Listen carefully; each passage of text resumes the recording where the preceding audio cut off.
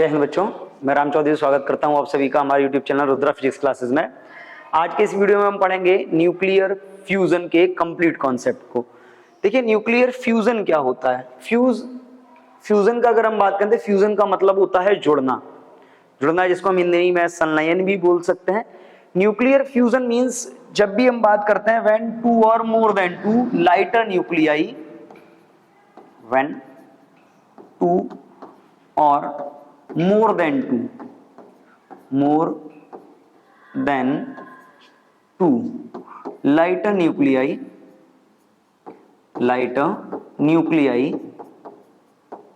moving at high speed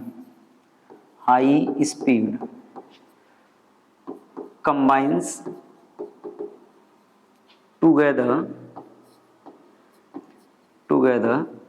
to form a heavy nucleus.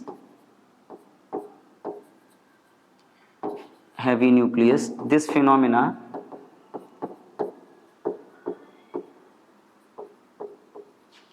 is called nuclear fusion. यानी कि जब हम बात करते हैं कि बहुत हाई स्पीड से मूव करने वाले दो या दो से ज्यादा लाइटर न्यूक्लियाई जो होते हैं, जो हल्के न्यूक्लियाई होते हैं, वो जब एक दूसरे से टकराते हैं या एक दूसरे से कंबाइंड होते हैं तो एक हैवी न्यूक्लियस का फॉर्मेशन होता है। That phenomena is called nuclear fusion. Fission में हमने पढ़ा था कि टूटते थे, यहाँ पे हम क्या पढ़ेंगे, जुड़ते हैं।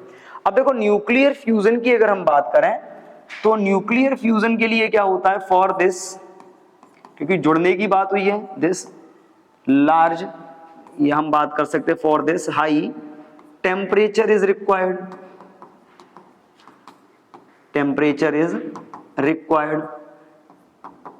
दैट्स वाई हाई टेम्परेचर या हाई टेम्परेचर की रिक्वायरमेंट होती है। So this reaction is called thermonuclear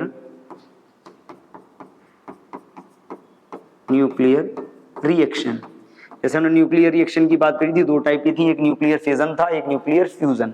fusion में क्या होता है, दो से ज्यादा जो हल्के न्यूक्लियाई होते हैं बहुत हाई स्पीड से जब एक दूसरे से टकराते हैं तो एक लार्ज न्यूक्लियस बनता है, this is called the fusion. और जुड़ने के लिए क्योंकि हमको हाई टेम्परेचर या हाई टेम्परेचर की रिक्वायरमेंट होती है, इसलिए हम इस प्रोसेस को क्या बोलते हैं, हम इस प्रोसेस को या इस रिएक्शन को थर्मोन्यूक्लियर रिएक्शन भी बोलते हैं। अब अगर हम फ्यूजन की बात करें तो फ्यूजन का एक कॉमन एग्जांपल देखिए। जैसे हम बात करते हैं कि फ्यूजन के कॉमन एग्जांपल में कि हमारे पास हम हाइड्रोजन के फ्यूजन से हीलियम के फॉर्मेशन की बात करेंगे। और देखिए हाइड्रोजन के फ्यूजन से हीलियम के फॉर्मेशन की बात करें तो जैसे आपका सपोज 1H2 प्रोटियम है, ये 1H2 प्रोटियम, ये दोनों आपस में मिलेंगे और यहाँ पे क्या बनेगा, 2He3 बनेगा। प्लस अब यहाँ पे देखो 2He3 हो गया तो ये आपका बचा 0N1 प्लस यहाँ पे आपकी जो एनर्जी निकलेगी वो कितनी होगी, 4 मिलियन इलेक्ट्रॉन वोल्ट। 0N1 हो गया और 4 मिलियन इलेक्ट्रॉन वोल्ट। या फिर हम इसको रिएक्शन को थोड़ा सा चेंज कर लेते हैं, ये 2He3 ना बना के 1H2 मिलेगा, 1H3 बनेगा, प्लस 1H3 के बाद 1H1 बनेगा और यहाँ पे कितना आएगा, 4 मिलियन इलेक्ट्रॉन वोल्ट। अब देखिए ये जो आपका 1H3 है, 1H3, ये 1H3 क्या करेगा, 1H3 ये फिर से टकराएगा 1H2 से, ये 1H2 से टकराएगा तो अब यहाँ पे क्या होगा, 1H3 टकराएगा 1H2 से, ये कितना हो गया 1 and 1। अब देखो बैलेंसिंग की बात करें तो एक और ये हो गया 2, यहाँ पे क्या हो गया He, 3 और 2 5 होता है, बट He के लिए हम क्या लेंगे 4, ये बन गया आपका 2He4। अब की बार हमारे पास क्या बच रहा है, यहाँ से 1 1, ये ऊपर बचा हमारा 0N1।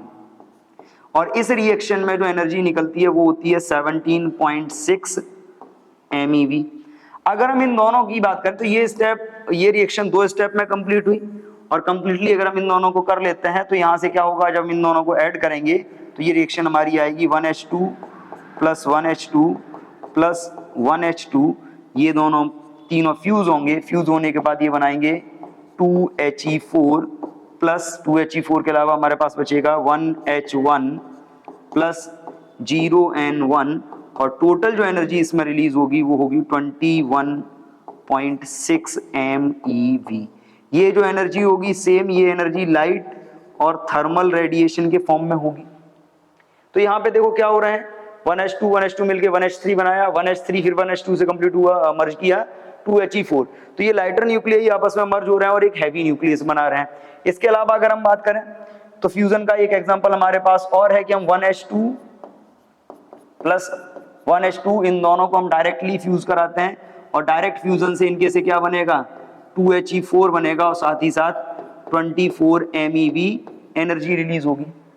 तो फ्यूजन का मतलब है कि सिंपली जो आपके लाइटर न्यूक्लियाई होंगे, जो हल्के न्यूक्लियाई होंगे, जब वो हाई टेम्परेचर पर एक दूसरे से कोलाइड करेंगे और एक दूसरे से कोलाइड करने के बाद जब वो मिलेंगे तो एक न्यूक्लियस का फॉर्मेशन होगा और एक हैवी न्यूक्लियस का फॉर्मेशन होगा। इसी प्रोसेस को हम बोलते हैं न्यूक्लियर फ्यूजन।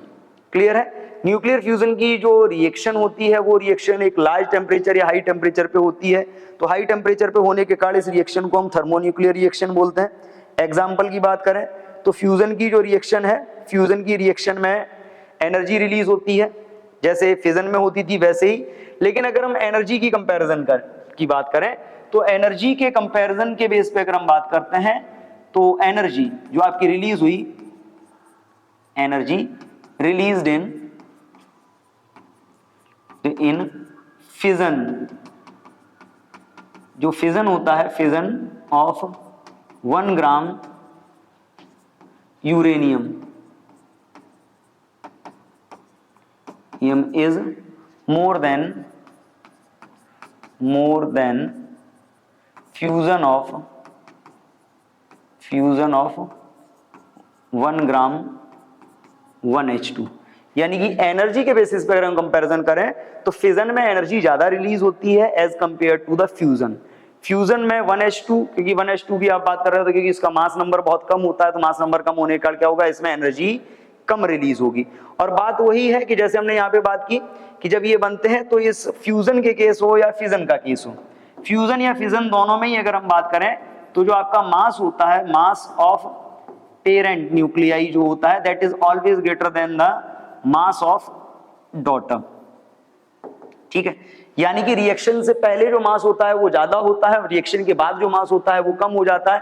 इस पूरी प्रोसेस में क्या होता है, जो मास डिफेक्ट होगा, मास डिफेक्ट होगा वही मास डिफेक्ट किस में कन्वर्ट हो जाएगा, एनर्जी में, जो एनर्जी न्यूक्लियर रिएक्शंस में रिलीज होती है।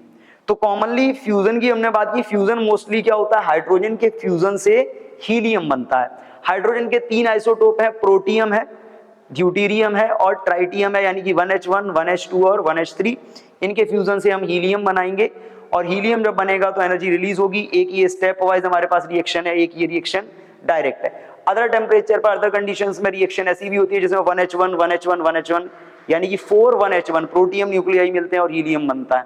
तो कंडीशंस अलग अलग हैं, इसमें भी लार्ज अमाउंट में एनर्जी रिलीज होती है बट फिजन के कंपैरिजन में थोड़ी सी कम है। अगर हम बात करें फ्यूजन की तो फ्यूजन से जो एनर्जी होती है, जैसे सन की हम बात करते हैं, सन की जो एनर्जी है उसका जो मेन सोर्स है वो फ्यूजन रिएक्शन है। सन की एनर्जी को हम बोलते हैं स्टेलर एनर्जी। तो स्टेलर एनर्जी का जो मेन सोर्स है वो क्या है, फ्यूजन। स्टेलर एनर्जी मतलब एनर्जी ऑफ सन, यहां पे हम सिंपल सी बात कर सकते हैं एनर्जी ऑफ सन, यानी कि सन की जो एनर्जी है उस एनर्जी को हम बोलते हैं स्टेलर एनर्जी। और इस एनर्जी का जो मेन सोर्स है वो क्या होता है आपका, दैट इज न्यूक्लियर फ्यूजन। और न्यूक्लियर फ्यूजन में क्या होगा, न्यूक्लियर फ्यूजन में इसमें जो रिएक्शन होगी सिंपल सी, सन में जो हाइड्रोजन होता है, हाइड्रोजन से क्या बनता है, हीलियम बनता है। अब अगर हम सन की बात करें तो देखिए सन में, सन के मास का जब आप बात करते हो सन की, तो सन के मास का जो 90% है, 90% में आपका क्या है, 90% में आपका हाइड्रोजन और हीलियम होता है, हाइड्रोजन और हीलियम होगा। ठीक है, 90% में हाइड्रोजन और हीलियम होगा। 90% की अगर हम बात करें तो 90% में हमारा हाइड्रोजन होगा और हीलियम होगा। और बचा हुआ जो 10% होता है, 10% में अदर गैसेस होती हैं जैसे ऑक्सीजन, नाइट्रोजन या फिर कार्बन, अदर एलिमेंट्स होते हैं बाकी के 10% में। अब सन की अगर बात की जाए तो सन में होता क्या है कि सन का टेम्परेचर इतना ज्यादा होता है कि इतने लार्ज टेम्परेचर पे, इतनी हाई टेम्परेचर पे जितने भी एलिमेंट सन में प्रेजेंट है all are in their nuclear state. कोई भी एलिमेंट अपनी एटॉमिक स्टेट में नहीं होता, सारे के सारे क्या होते हैं, न्यूक्लियर स्टेट में होते हैं। क्यों होते हैं भाई? क्योंकि अगर सेंटर पे न्यूक्लियस है, सराउंडिंग में ऑर्बिट है, उनमें इलेक्ट्रॉन है, और हमने पढ़ा है कि इलेक्ट्रॉन को जब एनर्जी मिलती है तो ये इलेक्ट्रॉन क्या करते हैं, अपनी ऑर्बिट को छोड़ के बाहर। तो सन का टेम्परेचर तो इतना ज्यादा है कि एनर्जी इसको मिलेगी तो सारे के सारे इलेक्ट्रॉन क्या होंगे, अपनी ऑर्बिट से बाहर आ जाएंगे, यानी कि सारे के सारे एलिमेंट अपनी न्यूक्लियर स्टेट में होंगे। ठीक है, सारे के सारे एलिमेंट अपनी न्यूक्लियर स्टेट में होंगे। जब ये न्यूक्लियर स्टेट में हाइड्रोजन एलिमेंट, हाइड्रोजन के जो न्यूक्लियाई होंगे जब वो आपस में टकराते हैं तो उनका फ्यूजन होता है, फ्यूजन से हीलियम का फॉर्मेशन होता है और लार्ज अमाउंट में एनर्जी रिलीज होती है। यही एनर्जी सोर्स है सन की एनर्जी का, जिसको हम बोलते हैं स्टेलर एनर्जी। अब देखो अगर बात की जाए स्टेलर एनर्जी की तो स्टेलर एनर्जी के दो सोर्स हैं, दो साइकिल कंसीडर किए जा सकते हैं। पॉसिबली जो रिसर्च की गई है उसमें दो साइकिल माने गए हैं। सन की एनर्जी को डेवलप होने में या स्टेलर एनर्जी के डेवलप होने का एक साइकिल है जिसको हम बोलते हैं कार्बन साइकिल।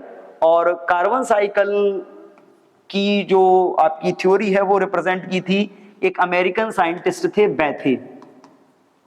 ठीक है, अमेरिकन साइंटिस्ट बेथे ने कार्बन साइकिल की थ्योरी को रिप्रेजेंट किया था इन 1939 में। अब बेथे के अकॉर्डिंग अगर बात की जाए तो स्टेलर एनर्जी यानी कि जो सन के अंदर जो आपका न्यूक्लियर फ्यूजन होता है, न्यूक्लियर फ्यूजन में हाइड्रोजन से हीलियम डायरेक्ट नहीं बनता।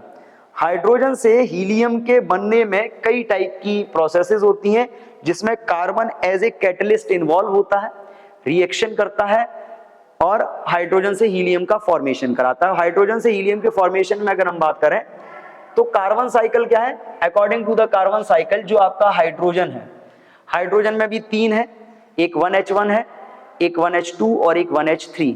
तो according to the carbon cycle जो आपका 1H1 है बेथे के अकॉर्डिंग वो पहले रिएक्ट करता है 6C12 से। ये 6C12 से रिएक्ट करेगा तो 6C12 से रिएक्ट करने पे क्या बनाएगा, ये बनाएगा 7N13। ये फॉर्मेशन करेगा 7N13 का और इस रिएक्शन में क्या होगी, एनर्जी रिलीज होगी। अब ये 7N13 जो आपके पास आया है, ये 7N13 क्या करेगा, ये 7N13 ब्रेक होगा क्योंकि टेम्परेचर बहुत हाई है। तो हाई टेम्परेचर होने पे क्या होगा, ये 7N13 ब्रेक होगा 6C13 में।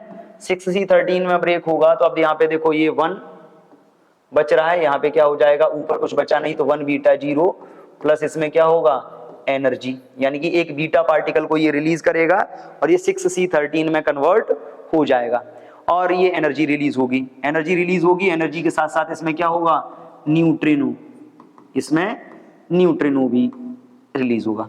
ये 6C13 है, ये 6C13 बाद में रिएक्ट करेगा किससे, 1H1 से।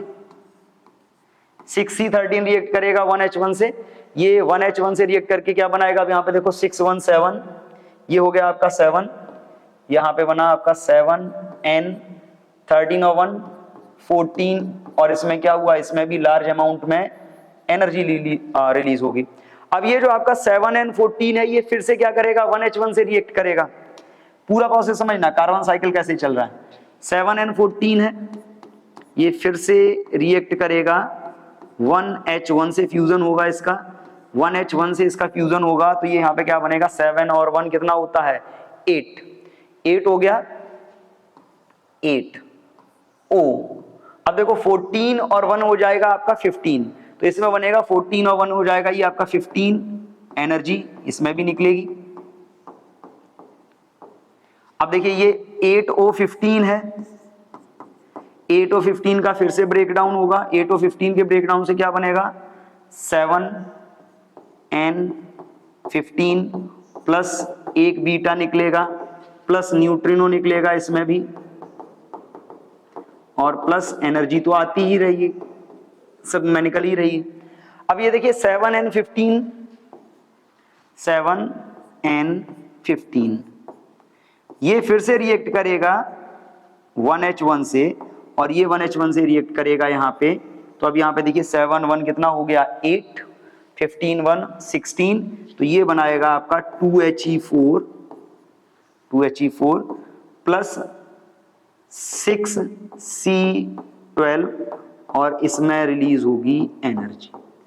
यानी कि हाइड्रोजन से हीलियम का फॉर्मेशन डायरेक्ट नहीं हुआ, हाइड्रोजन से हीलियम का जो फॉर्मेशन हुआ उसमें कार्बन ने पार्टिसिपेट किया, कार्बन से नाइट्रोजन, नाइट्रोजन से ऑक्सीजन, और ऑक्सीजन जब रिएक्ट करेगा तो ऑक्सीजन से फिर से नाइट्रोजन आया और ये नाइट्रोजन फिर से ब्रेक हो जाएगा कार्बन और हीलियम में। अब यहाँ पे देखो, अगर इन सारे स्टेप्स को, ये जितने भी स्टेप थे इसमें, इन सारे स्टेप्स को अगर हम मर्ज कर लें, ऐड कर लें, तो फाइनली हमारे पास क्या आने वाला है। यहाँ पे देखिए सबको हम ऐड करेंगे, तो सबको ऐड करने पे क्या होगा, एक सिंपल सी बात समझना, सबको ऐड करने पे क्या होगा, ये देखो, ये इससे कैंसिल, ये इससे कैंसिल, ये इससे कैंसिल, ये इससे कैंसिल, ये इससे कैंसिल, बचा क्या, और ये जो है आपका 6C12 लास्ट में इससे कैंसिल। 1 2 3 एंड 4 हमारे पास बच रहे हैं ये 4, इधर क्या बच रहा है 1 बीटा 0 1 बीटा 0, यानी कि 2 बीटा 2 न्यूट्रिनो और एनर्जी, और साथ में 2He4। तो अगर हम इनकी बात कर रहे हैं तो इन सब को जब हम ऐड करेंगे तो इन सबको ऐड करने पे एक सिंपल सा आएगा, इन सबको ऐड करने पे हमारे पास एक सिंपल सी रिएक्शन आएगी, 1H1 plus 1H1 plus 1H1 plus 1H1, 1 2 3 and 4, ये 4 रिएक्ट किए और इन 4 के रिएक्ट करने से बना 2He4 प्लस 2 बीटा हैं, 1 बीटा 0 प्लस 2 न्यूट्रिनो हैं आपके प्लस एनर्जी। तो अमेरिकन साइंटिस्ट बैथे का मानना यह था कि सन के अंदर, यानी कि स्टेलर एनर्जी के लिए जो न्यूक्लियर फ्यूजन की रिएक्शन होती है, उस फ्यूजन रिएक्शन में हाइड्रोजन से हीलियम का फॉर्मेशन डायरेक्ट नहीं होता, a number of steps are involve in that, जिसमें ऑक्सीजन, नाइट्रोजन और कार्बन भी इन्वॉल्व होते हैं। मेनली जो कार्बन है वो रिएक्ट करके रिएक्शन को इनिशियलाइज करता है, स्टार्ट करता है, और लास्ट में as a catalyst reaction complete होने के बाद बाहर आ जाता है। तो ओवरऑल जो रिएक्शन थी, जो कार्बन साइकिल था, वो आपका कुछ इस टाइप से होता है। यहीं पे अगर हम बात करें तो यहीं पे स्टेलर एनर्जी से रिलेटेड एक दूसरा कॉन्सेप्ट भी है जिसको बोला जाता है प्रोटॉन साइकिल। ठीक है, अब प्रोटॉन साइकिल क्या है, जो न्यू थ्योरी है उसको हम प्रोटॉन साइकिल बोलते हैं। प्रोटॉन साइकिल में ये बोला जाता है कि हाइड्रोजन से हीलियम का जो फॉर्मेशन है उसमें कोई तीसरा एलिमेंट इन्वॉल्व नहीं होता, हाइड्रोजन से हीलियम का फॉर्मेशन डायरेक्ट होता है। जैसा कि प्रोटॉन साइकिल में बात की गई, हाइड्रोजन से हीलियम का फॉर्मेशन डायरेक्ट कैसे होता है, जैसे आपके पास प्रोटॉन साइकिल क्यों बोलते हैं, इसमें आपने 3 एलिमेंट पढ़े, आइसोटोप पढ़े हैं हाइड्रोजन के, एक होता है 1H1 जिसको प्रोटियम बोलते हैं, एक होता है 1H2 जिसको ड्यूटेरियम बोलते हैं, और एक होता है 1H3 जिसको ट्राइटियम बोलते हैं। प्रोटियम जो होता है, प्रोटियम में केवल प्रोटॉन होता है, प्रोटियम में केवल प्रोटॉन होता है, और जब वो केवल प्रोटॉन होगा तो उस प्रोटॉन के लिए क्या करेंगे, उस प्रोटॉन को, प्रोटियम को ही हम प्रोटॉन मान लेते हैं, इसलिए इस साइकिल को प्रोटॉन साइकिल बोला जाता है। प्रोटॉन साइकिल में क्या होता है, according to the proton cycle, जो 1H1 है वो रिएक्ट करता है 1H1 से, और 1H1 से 1H1 मिलने के बाद बनता है 1H2, और इसमें रिलीज होता है एक बीटा, ठीक है, प्लस एनर्जी। ये जो आपका 1H2 बनता है, ये 1H2 रिएक्ट करता है 1H1 से, क्लियर, और इसके मिलने से बनता है 2He3, 1 and 1 2 हो गया, 2 and 3 हो गया, प्लस इसमें निकलता है न्यूट्रिनो। अब देखिए ये जो 2He3 है, अगर हम ये रिएक्शन 2 बार करें, कितने बार करें, 2 बार, तो हमको कितने He3 मिलने वाले हैं, 2 He3 मिलने वाले हैं। तो 2He3 प्लस 2He3, ये दो जब आपके होंगे, ये दो आपस में रिएक्ट करेंगे, तो 2He3 प्लस 2He3 के मिलने से क्या बनेगा, 2He4 बनेगा। क्या बनेगा, 2He4। अब देखो यहाँ पे ये 2He4 बना, 2He4 बना, तो 2 2 4 3 3 6, यहाँ पे बच रहा है आपका, नीचे एक बच रहा है, ऊपर 2 बच रहा है, तो इन दोनों के रिएक्ट होने से जब बनेगा 2He4, और 2He4 बनने के बाद आपका 1H1 प्लस 1H1 इसमें रिलीज होगा, और इस प्रोसेस में भी क्या होगा, लार्ज अमाउंट में एनर्जी रिलीज होगी। अगर हम इन स्टेप्स को कंप्लीट करें, ऐड कर लेते हैं, यानी कि ये रिएक्शन, दोनों रिएक्शन 2 बार हुई हैं, तब हमको 2 He3 मिले हैं। इन दोनों H3 को हमने मर्ज किया तो He4 मिल गया। तो इनको भी जब सॉल्व करोगे तो यहाँ पे देखो 1H1 1H1 1H1, ये 3 है, 3 2 6, 6 हो गए। इस 1H2 से तो ये 1H2 कैंसिल ही हो जाएगा, 6 इधर 2 लास्ट में बच गया, यानी कि हमने यूटिलाइज कितने किए हैं, ओनली 4 यूटिलाइज किए हैं। 1 2 एंड 3, 3 2 6, 6 में से ये 2 हमको इधर मिले हैं जो लेस हो जाएंगे, यानी कि 4 यूटिलाइज हुए। 1H2 से 1H2 कैंसिल हो गए। इसके बाद हम क्या करते हैं, हम इन तीनों को ऐड कर लेंगे यहाँ पे 2 का मल्टीप्लाई करने के बाद। तो फाइनली हमारे पास जो रिएक्शन आएगी 1H2 plus 1H2 plus 1H2 plus 1H2 that goes to 2He4 plus, अब यहाँ पे देखो बीटा था, 2 का मल्टीप्लाई हुआ है तो 2 बीटा पार्टिकल हो जाएंगे, प्लस न्यूट्रिनो हो जाएगा, प्लस एनर्जी। क्लियर है? तो ये बात है। तो इस साइकिल को हम बोलते हैं प्रोटॉन साइकिल। प्रोटॉन साइकिल क्यों बोला, क्योंकि इसमें जो प्रोटियम है वो डायरेक्टली रिएक्ट कर रहा है, डायरेक्टली फ्यूज हो रहा है हीलियम को बनाने के लिए। इसमें किसी अदर एलिमेंट की जैसे कार्बन, ऑक्सीजन या नाइट्रोजन का यूज नहीं किया गया है। That's why this type of reaction या this pair of reaction, this set of reaction is called the carbon cycle. तो जब हम बात करते हैं स्टेलर एनर्जी का, तो स्टेलर एनर्जी में 2 ही साइकिल प्रपोज्ड हैं। एक बैथे ने प्रपोज किया था कार्बन साइकिल, जिसमें carbon as a catalyst work करता है, रिएक्शन को कंप्लीट कराता है। दूसरा साइकिल जो नॉर्मली होता है हाइड्रोजन का, मॉडर्न थ्योरी के अकॉर्डिंग ये जो साइकिल है, ये साइकिल आपकी मॉडर्न थ्योरी है। मॉडर्न थ्योरी में हम इसी साइकिल को यूज करते हैं। तो इस टाइप से जो सन की एनर्जी है उसका सोर्स भी आपका न्यूक्लियर रिएक्शन ही होती है, और मेनली न्यूक्लियर फ्यूजन रिएक्शन, जिसके कारण सन के पास एनर्जी होती है। क्लियर है? तो न्यूक्लियर फ्यूजन में बात करें तो न्यूक्लियर फ्यूजन के कॉन्सेप्ट में केवल इतना ही है। आज के लिए हम रखेंगे इतना ही, मिलते हैं नेक्स्ट वीडियो में नेक्स्ट टॉपिक के साथ। तब तक के लिए थैंक यू एंड जय हिंद।